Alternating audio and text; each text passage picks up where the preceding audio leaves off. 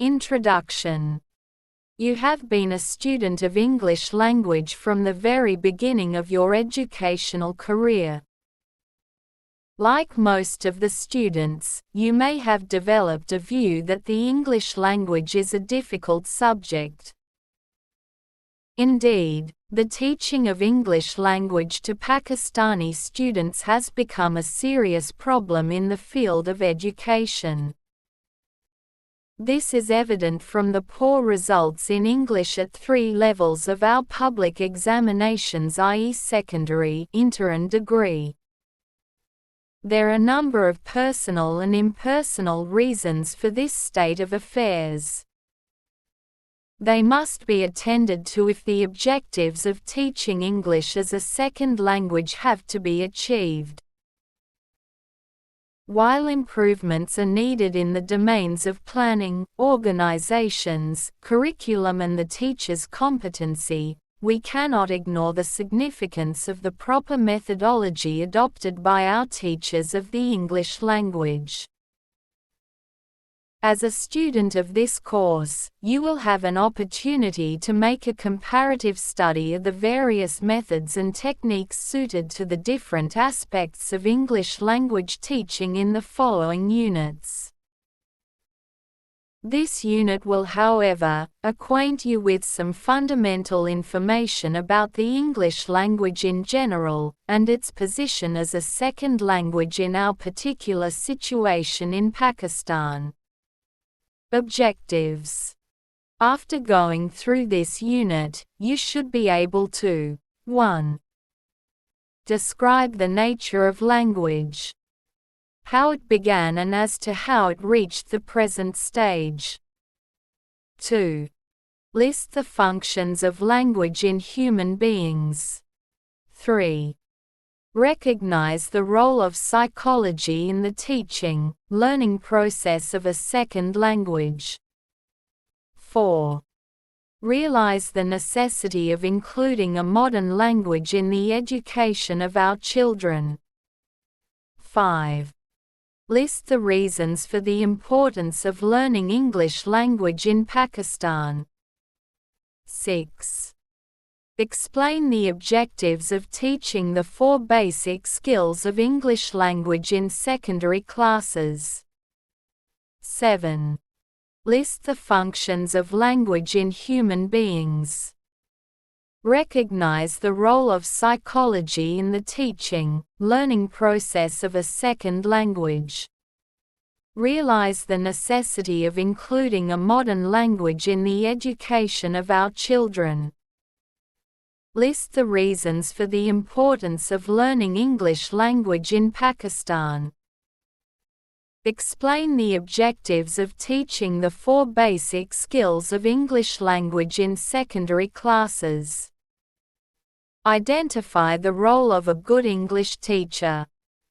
The nature of language, how it began and reached the present stage. What language really is. Language is a complex phenomenon. Different people will have different answers to the question that, what is language?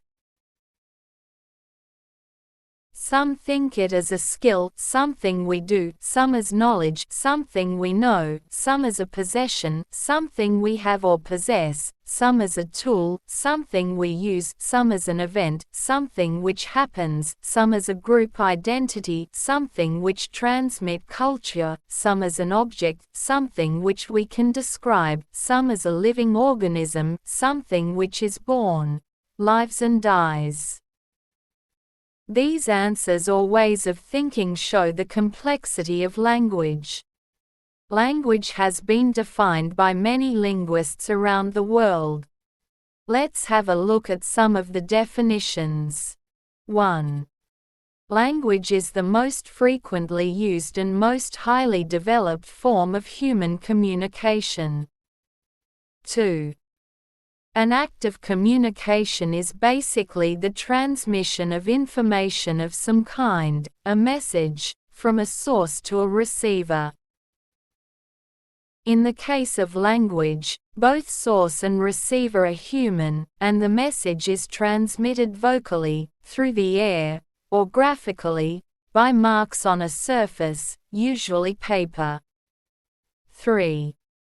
Language is series of sounds, usually stringed together in groups, which convey meaning to listeners. Let us examine a more formal definition. Language, according to Finocchiaro, is a system of arbitrary vocal or written symbols that allow all people in a given culture, or other people who have learned the system of that culture, to communicate or to interact. System. Every language operates within its own system, i.e., its own recurring patterns or arrangements which are meaningful to the speakers of that language. The sounds which are used to form words, which in turn are used in speech utterances, are always arranged in particular ways or designs which convey the same meaning to all speakers of the language. When you say the words, "the man," I know you are talking of one man and of a man previously mentioned. The men, on the other hand, conveys the meaning of more than one man. The difference was made by the middle sound of the word. Similarly, when you hear the word "speak," you know it would fit into the place used for verb in a sentence. Speech, on the other hand, would fit into the place used for what we generally call a noun. In language, word order is an important part of the system, and in linguistics it is known as syntax. For example, compare the two sentences. The dog bit the boy. The boy bit the dog. The change in meaning has resulted only from the difference in word order.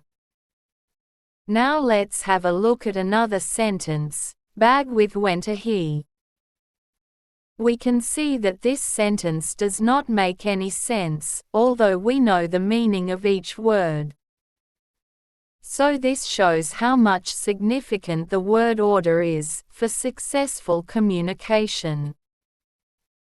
Now, referring back to our definition of language, vocal means that we make sounds in our mouth using the tongue, the teeth and lips.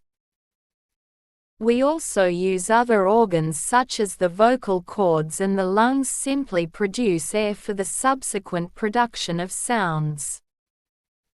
Every language has its own arbitrary symbols or words to express the meaning of an object or an idea. Arbitrary means that something that is based on random choice or personal whim, rather than any reason or system. Why does table mean what it does in English? Why is dog the name for the animal it represents? Why cannot we refer to a cat as a dog? No one knows why words convey certain meanings, and there is no scientific principle behind this attribution of meanings. But all the speakers of the language do know and can use the general terms associated with the common objects or concepts in their environment. This is why we say that language is arbitrary. The words communicate and interact, as used in the definition, signify to understand and to speak. To be able to hear and to respond or react to the spoken word. They also imply the ability to talk about something that happened in the past, that is happening at the present time, or that may happen at some time in the future. Characteristics of language. A language has the following characteristics. A. It is a set of verbal symbols, words which stand for real objects, or actions, or concepts. B. These words are chosen arbitrarily by speaker of any particular language. C. Language is culturally transmitted. D. Language is spontaneous. E. In using language, people usually take turns to speak. F. Language is structure dependent. G. We can combine words and structures in any number of different ways.